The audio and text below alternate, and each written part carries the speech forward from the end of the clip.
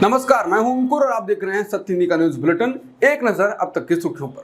अंतर्राष्ट्रीय आपराधिक कोर्ट ने कहा कि उसने यूक्रेन में युद्ध अपराधों के आरोपी 2 शीर्ष रूसी सुरक्षा अधिकारियों के लिए गिरफ्तार वारंट जारी किया है। हेग स्थित अदालत ने रूस के सबसे वरिष्ठ सैन्य अधिकारी जनरल वालेरी वी गेरासिमोव और देश की सुरक्षा परिषद के एक वरिष्ठ सदस्य सर्गेई के शोइगु पर 2022 की सर्दियों में यूक्रेन की बिजली प्लांट के खिलाफ हमले के अभियान का निर्देश देने का आरोप लगाया। बीजेपी नेता सुब्रमण्यम स्वामी ने आपातकाल याद दिलाया और मोदी की भूमिका पर सवाल उठाया। उन्होंने कहा कि आपातकाल के खिलाफ लड़ाई में मोदी ने कोई भूमिका नहीं निभाई। वो गुजरात में आरएसएस के प्रचारक थे, जहां बाबू भाई के नेतृत्व वाली जनता मोर्चा की गुजरात सरकार के कारण अधिकांश समय कोई आपातकाल नहीं था। मोदी को श्रेय लेने की कोशिश करने की बुरी आदत है।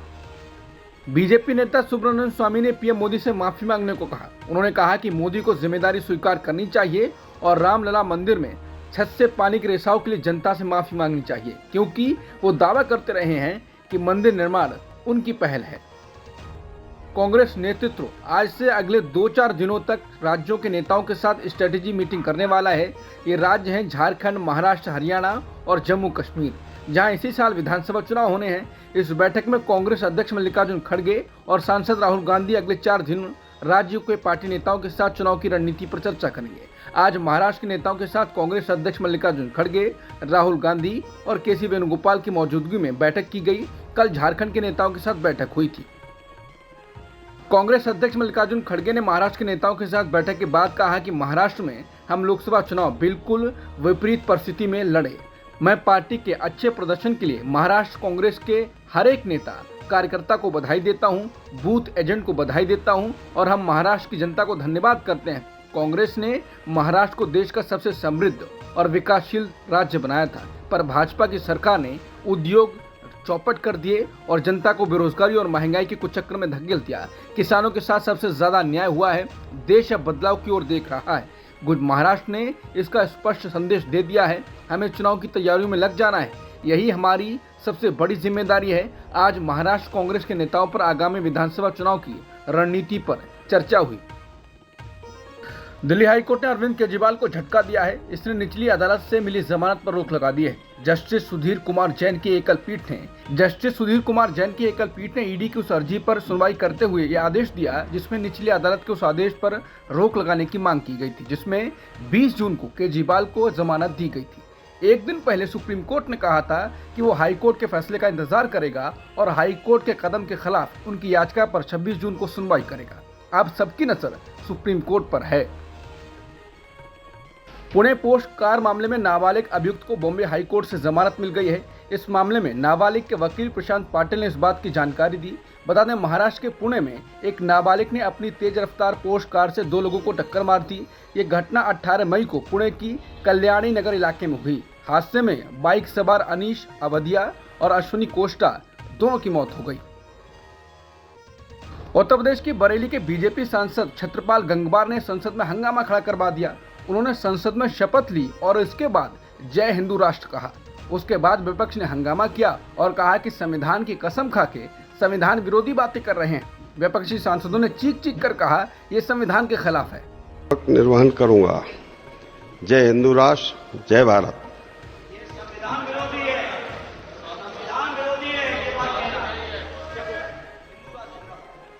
कांग्रेस नेता और उत्तर प्रदेश की रायबरेली से सांसद राहुल गांधी ने मंगलवार को संसद में शपथ ली। इस दौरान राहुल गांधी संविधान की कॉपी लेकर शपथ ग्रहण करने पहुंचे। शपथ ग्रहण करने के बाद राहुल गांधी ने जय हिंद और जय संविधान का नारा लगाया। इसके बाद अखिलेश यादव ने भी शपथ ली और उन्होंने भी अपने हाथ में संविधान पकड़ा हुआ था। समाजवादी पार्टी और कांग्रेस के नेता संविधान हाथ में पकड़कर ही शपथ ले रहे थे।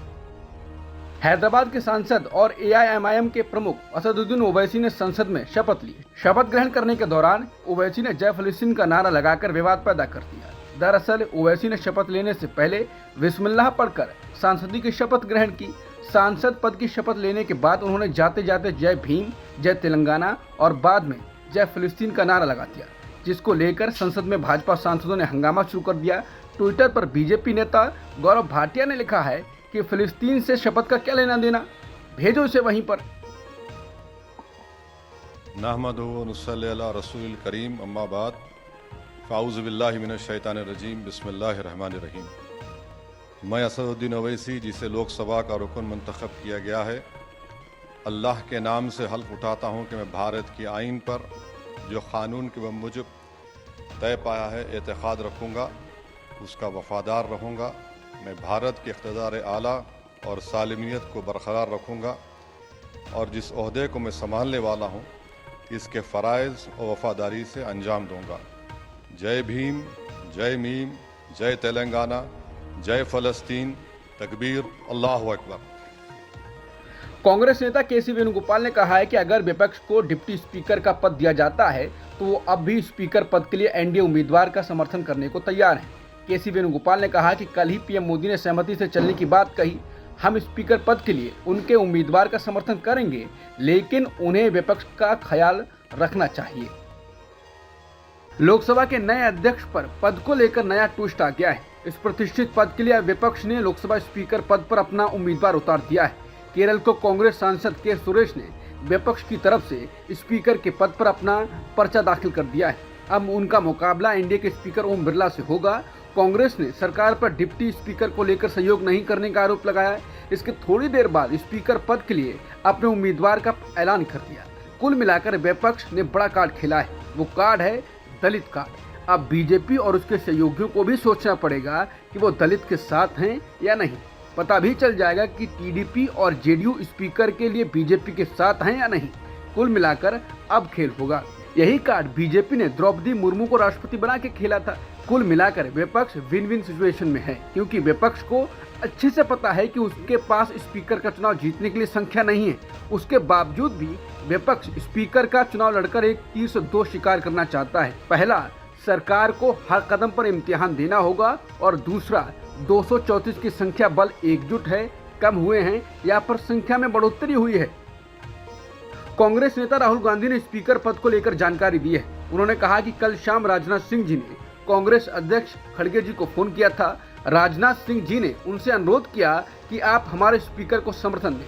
खड़गे जी ने पूरे विपक्ष की तरफ से कहा कि हम स्पीकर को समर्थन देंगे, लेकिन डिप्टी स्पीकर विपक्ष का हो। लेकिन अभी तक राजनाथ सिंह जी ने खड़गे जी को कोई जवाब नहीं दिया है। राहुल गांधी ने कहा कि नरेंद्र मोदी विपक्ष से सहयोग की बात करते हैं, लेकिन अब हमारे नेता का अपमान किया जा रहा है। ये दिखाता है कि बीजेपी की नीयत साफ नहीं है। इंडिया ब्लॉक द्वारा के सुरेश को स्पीकर पद के मैदान में उतारने पर केंद्रीय मंत्री पीयूष गोयल ने कहा कि उन्होंने कहा कि पहले डिप्टी स्पीकर के नाम तय करें, फिर हम स्पीकर उम्मीदवार का समर्थन करेंगे। हम ऐसी राजनीति की निंदा करते हैं। एक अच्छी परंपरा होती अगर अध्यक्ष का चुनाव सर्वसम्मति से होता। अध्यक्ष किसी दल या विपक्ष का नहीं होता, वो पूरे सदन का होता है। उसी प्रकार उपाध्यक्ष भी किसी दल या समूह का नहीं होता, इससे सहमति होनी चाहिए।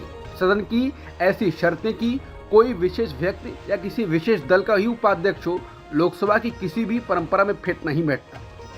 केंद्रीय मंत्री चिराग पासवान ने कहा कि ये किसी पार्टी के लिए चुनाव नहीं है। स्पीकर का चुनाव सदन के लिए होता है। मुझे याद नहीं है कि आज़ादी के बाद स्पीकर पद के लिए कभी चुनाव हुआ हो। विपक्ष जिस तरह से चुनाव मैदान में उतरा है कि उन्हें डिप्टी स्पीकर चाहिए ही, वो स्थितियां सही नहीं है। भले ही चुनाव हो, ये निश्चित है कि ओम बिरला जीतेंगे। कांग्रेस नेता जयराम रमेश ने कहा है कि सर्वसम्मति और सहयोग को लेकर हिपोक्रेसी से भरे अपने प्रवचन के बामुश्किल 24 घंटे बाद ही नॉन बायोलॉजिकल प्रधानमंत्री ने लोकसभा स्पीकर पद के लिए चुनाव को अनिवार्य बना दिया है। परंपरा ये रही है कि स्पीकर का चुनाव सर्वसम्मति से होता है और डिप्टी स्पीकर का पद विपक्ष को जाता है। नॉन बायोलॉजिकल प्रधानमंत्री ने इस परंपरा को तोड़ा है।